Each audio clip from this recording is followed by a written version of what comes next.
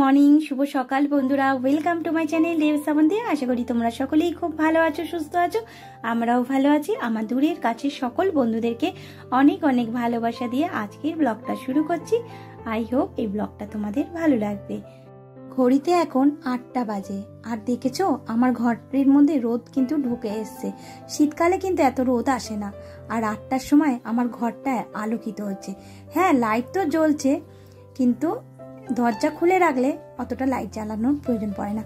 আর এই দেখো, money plant একটার থেকে 3টে হয়েছে, তার 3টে বোতলে ভালো করে রেখে দিলাম।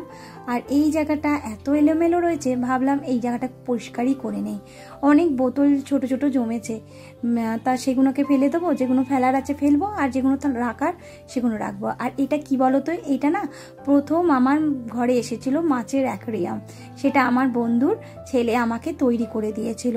ওর মধ্যে একটা 5টার মাছ দিয়েছিল। তা ভালোই বেশ ছিল না, ওকে অক্সিজেন দিত তো না, জল গরমের মেশিন কোনো কিছুই লাগতো না। তা ও দিব্যি কিন্তু এখানে ছিল। একদিন আমরা যখন বেড়াতে গেছিলাম, এসে দেখছি মাছটা মারা গেছে। তা খুবই কষ্ট লেগেছিল, প্রথম মাছ ছিল। আর মাছের নেশা কিন্তু আমার ওর বাড়িতে গিয়েই হয়েছে।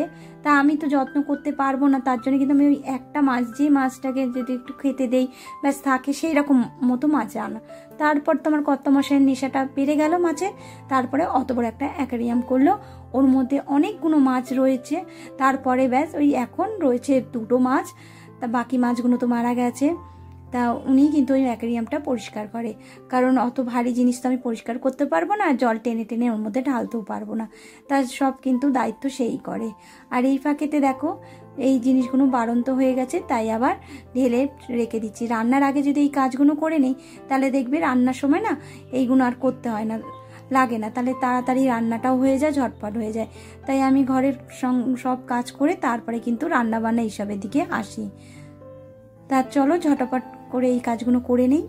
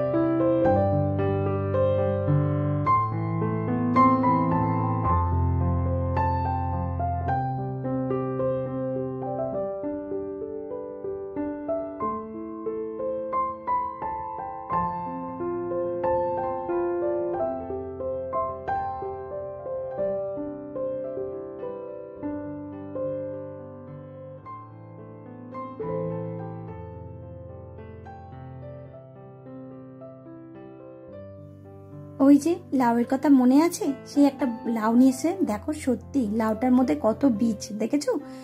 তা কর্তামশাই তো বললো লাউটা ফেলে দাও। তা আমি ভাবছি দেখো, যতই হোক লাউটা তো দাম দিয়ে নিয়ে এসছে না, লাউটা ফেলতে গায়ে লাগে।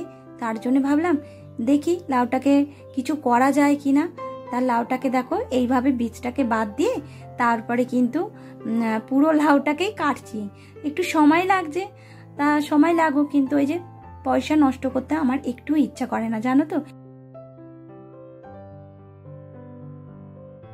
তাই এই লাউটা যদি ফেলে দেই, গাটাও খচখচ করে। সে বুঝতে পারেনি যে লাউটা বুড়ো হবে। আসলে ওই যে সবজি তো সেরকম উনি চেনে না, তা ওই রকম অনেক সবজি নিয়ে আসে যেগুলোকে আমি কেটে কুটে করার চেষ্টা করি।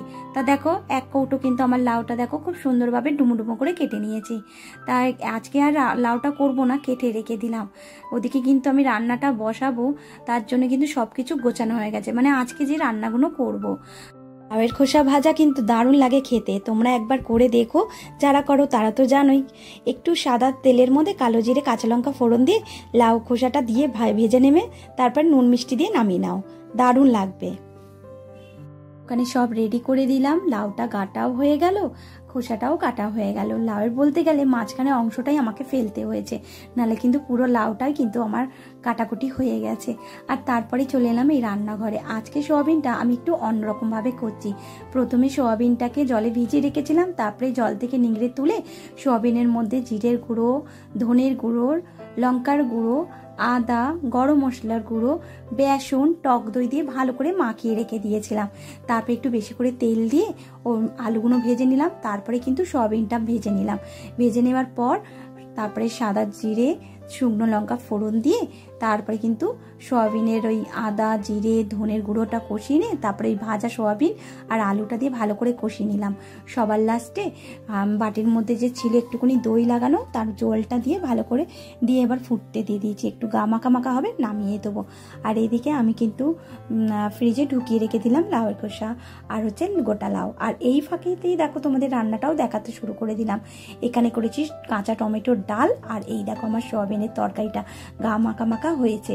তা খাওয়া দাওয়া করে এরপরে যাব জামা কাপড় তুলতে। চলো তোমাদের একটু বাইরেটাও দেখাই। আমাদের পাড়াটা এখন রাজস্থান হয়ে গেছে, বালি, বুঝতে পারছো? ওই দেখো ভ্যানে করে বালি ফেলছে, রাস্তাটা এত অবধি হয়েছে। আর আমার বাড়ির কাছে হাফ রাস্তা হয়েছে, যেহেতু পরীক্ষা চলছে তার জন্য কিন্তু রাস্তা বন্ধ করে করে তারপরে হচ্ছে। তা পুজো দেওয়া হয়ে গেছে, ওখানে জামা কাপড়গুলো ভাঁজ করব। চলো আর একবার তোমাদের একটু রোদের তেজটা দেখাই। এই তো সবে শুরু, এনার তেজ তো আরও দেখাবে, তাই না? তা আমার গোপুসোনাকে দেওয়া হয়ে গেছে। দেখো এই জায়গাটা লাইট ছাড়াই কত আলো, আর দেখো তোমাদের দেখতে পাচ্ছ দূরে ওই যে। তা চলো এবার জামা কাপড়গুলো ভাঁজ করে নেই।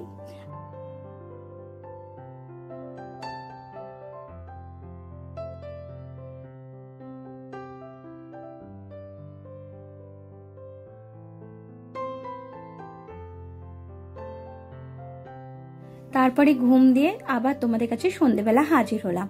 আজকে একটু ম্যাগি ম্যাগি মন চাইছে, না না ভুল বললাম, ম্যাগি না, ইপ্পি। তাই ওই যে ইপ্পি বসিয়ে দিয়েছি আর উপর দিয়ে কড়াইশুঁটি দিয়ে দিয়েছি। ব্যাস খেয়ে উঠতে না উঠতে কর্তামশাই নিয়ে এলো গরম গরম মালপোয়া। আর এসেছে আমার ঘরে আমার মামি শাশুড়ি, এই দেখো সে যাবে বিয়ে বাড়িতে, তাই তাকে সাজালাম। তা সাজিয়ে গুজিয়ে কেমন লাগছে একটু বলো। এখন ঘড়িতে কিন্তু ওই 10টা বাজতে যায়, সে কিন্তু এখন বিয়ে বাড়িতে যাচ্ছে। তা উনি চলে যাবার পর আমরাও খাবার দাবার করবো। দেখো ঘুরে ঘুরে একটু দেখাচ্ছে, খুব সুন্দর লাগছে। মানে শাশুড়ি কাম বন্ধু বলতে পারো সে আমার। তা চলো আজকে রাত্রেবেলা কি খাবো সেগুলো তোমাদেরকে একটু দেখাই। তাকে শাশুড়ি দিয়েছে কড়াইশুঁটির কচুরি আর আলুর দম, আর ছোট কাকা ঠাকুর বাড়ি থেকে নিয়ে এসছে পোলাও, ছানার ডালনা আর পায়েস। তাহলে বন্ধুরা এখানে ভিডিও শেষ করছি, টাটা।